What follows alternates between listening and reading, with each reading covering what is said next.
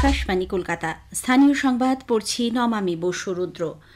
সাগর মেলাকে কেন্দ্র করে জলপথে যাতে কোনো রকম অনুপ্রবেশ না ঘটতে পারে সেজন্য মুখ্যমন্ত্রী মমতা ব্যানার্জি সংশ্লিষ্ট সকল দপ্তরকে সজাগ থাকার নির্দেশ দিয়েছেন।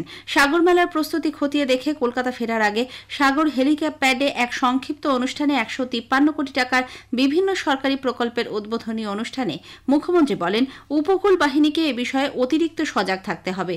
প্রকল্প উদ্বোধনের পর মুখ্যমন্ত্রী জানান, আজ চালু হওয়া 30টি প্রকল্পের মাধ্যমে 19 লক্ষ মানুষ উপকৃত হবেন। মেলায় বিভিন্ন ভাষাভাষীর মানুষের সুবিধার্থে একাধিক ভাষার পাবলিক অ্যাড্রেসাল সিস্টেমের ব্যবস্থা করা হয়েছে।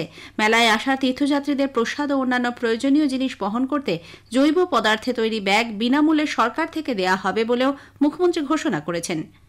তীর্থযাত্রীদের সুবিধার জন্য বিভিন্ন ভাষায়, কারণ সারা ভারতবর্ষ থেকে আসে, বাংলা ভাষা, হিন্দি ভাষা, ইংরেজি ভাষা, উড়িয়া ভাষা, তামিল ভাষা, তেলেগু ভাষা, মারাঠি ভাষা, এই পাবলিক অ্যাড্রেস সিস্টেম থাকবে। পাবলিসিটি ম্যাটেরিয়াল যাতে বুঝতে পারে কেউ কোথাও হারিয়ে গেলে কোথায় যাবে। এছাড়াও আমাদের লক্ষ্য eco friendly and green Gangasagar Mela. পুরো মেলাকে প্লাস্টিক ফ্রি করার লক্ষ্যে পুণ্যার্থীদের পুজোর সামগ্রী নিয়ে যাওয়ার জন্য বায়ো ডিগ্রেডেবল ক্যারি ব্যাগ দেওয়া হবে। অনুষ্ঠানের পর মুখ্যমন্ত্রী কলকাতার উদ্দেশ্যে রওনা হয়েছেন। দক্ষিণ চব্বিশ পরগনা জেলায় ঘন কুয়াশার জেরে আজ সকাল থেকে গঙ্গাসাগরের ভেসেল পরিষেবা বন্ধ করে দেওয়া হয়। এর ফলে সাগরদ্বীপের সঙ্গে কাকদ্বীপের যোগাযোগ কার্যত বিচ্ছিন্ন হয়ে পড়ে।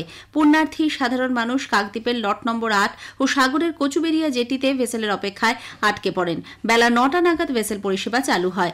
এদিকে আজ সকালে সাগরের কচুবেড়িয়া থেকে যাত্রী ভর্তি ভেসেল কাকদ্বীপের লট নম্বর 8-এ আসার পথে ঘন কুয়াশার মাঝে দিকভ্রষ্ট হয়ে আটকে পড়ে চড়ায়। দীর্ঘক্ষণ আটকে থাকার পর খবর পায় প্রশাসন। বেলা 9:30 নাগাদ চড়ায় আটকে থাকা ভেসেলের যাত্রীদের উদ্ধার কাজ শুরু করেছে। মহাকুম্ভ উপলক্ষে ভারতীয় রেল 13,000 ট্রেন চালাবে। মেলায় প্রায় 40 কোটি ভক্তের সমাগম হবে বলে আশা করা হচ্ছে। 50 দিনের এই সময়কালে 10,000 নিয়মিত ট্রেন এবং 3,000 বিশেষ ট্রেন চালানো হবে বলে রেল মন্ত্রক সূত্রে জানা গেছে। ওড়িশা সরকার বাঘ পাঠাচ্ছে বলে মুখ্যমন্ত্রী যে মন্তব্য করেছেন, বিজেপি তার সমালোচনা করেছে। পূর্ব মেদিনীপুরের নন্দীগ্রামে বিরোধী দলনেতা শুভেন্দু অধিকারী সাংবাদিকদের বলেন, মুখ্যমন্ত্রীর এ ধরনের বক্তব্য ওড়িশার মানুষের কাছে হাস্যাস্পদ হয়ে উঠেছে, যা বাংলার জন্য লজ্জাজনক। প্রথম কথা বলি, বাঘ কখনো ছেড়ে দেওয়া যায় না। মুখ্যমন্ত্রী অনেকবারই এই ফাউল টক করেন। আমি মুখ্যমন্ত্রীকে বলবো, রেসপন্সিবল চেয়ার 3 বারের মুখ্যমন্ত্রী, আপনি কান দিয়ে দেখবেন না, আপনি চোখ দিয়ে দেখুন, ও আপনার কাছ থেকে মানুষ এই ধরনের কথা আশা করে না। কেন্দ্রীয় স্বাস্থ্য সচিব পুণ্যসলীলা শ্রীবাস্তব স্পষ্ট জানিয়েছেন, হিউম্যান মেটা নিউমো HMP ভাইরাস থেকে জনগণের উদ্বেগের কোনো কারণ নেই। রাজ্য ও কেন্দ্রশাসিত অঞ্চলগুলির সঙ্গে এক ভার্চুয়াল বৈঠকে স্বাস্থ্য সচিব HMP ভাইরাস সংক্রমণজনিত ঘটনা এবং রোগ প্রতিরোধে দেশের ব্যবস্থাপনা পর্যালোচনা করেন। শ্রীমতী শ্রীবাস্তব বলেন, শীতের সময় সাধারণত শ্বাসযন্ত্রজনিত অসুস্থতা বাড়ে। যে কোনো রকম রোগ বৃদ্ধির মোকাবিলায় দেশ প্রস্তুত বলেও আশ্বস্ত করেন তিনি। Information, education and communication IEC বৃদ্ধি এবং জনগণের মধ্যে সচেতনতা বাড়ানোর জন্যও পরামর্শ দেওয়া হয়েছে।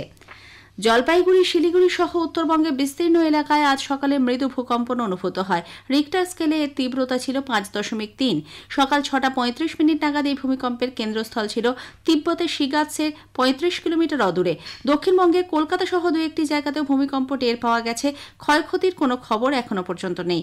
এদিকে প্রতিবেশী নেপাল ও তিব্বত সীমান্ত জিয়াংয়ের 7.1 মাত্রার ভূমিকম্পে এখনো পর্যন্ত 53 জনের মৃত্যুর খবর পাওয়া গেছে। আহত আরও 62 জন। পশ্চিমবঙ্গ বিধানসভার প্রাক্তন বিধায়ক অধ্যাপক জীবন মুখোপাধ্যায় প্রয়াত। কলকাতার একটি হাসপাতালে আজ সকালে তাঁর মৃত্যু হয়। মৃত্যুকালে বয়স হয়েছিল 75 বছর। বিদ্যাসাগর কলেজের ইতিহাস বিভাগে অধ্যাপনা করেছেন তিনি। মাধ্যমিক থেকে স্নাতকোত্তর স্তর পর্যন্ত তাঁর রচিত ইতিহাস বইগুলি ছাত্রছাত্রীদের মধ্যে জনপ্রিয়।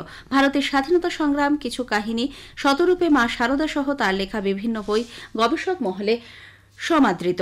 2011 থেকে 2021 সাল পর্যন্ত তিনি সোনারপুর দক্ষিণ বিধানসভা কেন্দ্রের বিধায়ক ছিলেন। আগামীকাল তাঁর শেষকৃত্য সম্পন্ন হবে। মুখ্যমন্ত্রী মমতা ব্যানার্জি জীবনবাবুর মৃত্যুতে শোক ব্যক্ত করেছেন। জঙ্গলে প্লাস্টিক, টিনের কৌটো, কাঁচের বোতল সহ পর্যটকদের ফেলে যাওয়া বর্জ্য পদার্থ বন্যপ্রাণীদের জখম করার ফলে তাদের মৃত্যু পর্যন্ত ঘটতে পারে। জলপাইগুড়ির অ্যাডিশনাল ফরেস্ট অফিসার বিকাশ ভি জানান, হাতি ও লেপার সহ বন্য পশুরা এগুলির কারণে আহত হয়, এমনকি তাদের মৃত্যুও হয়। সাধারণ মানুষ যারা জঙ্গলে প্রবেশ করে তাদের এই বিষয়ে সচেতন হওয়ার আহ্বান জানিয়েছেন তিনি। স্থানীয় সংবাদ শেষ হল। এরপর খবর বিকেল 5:10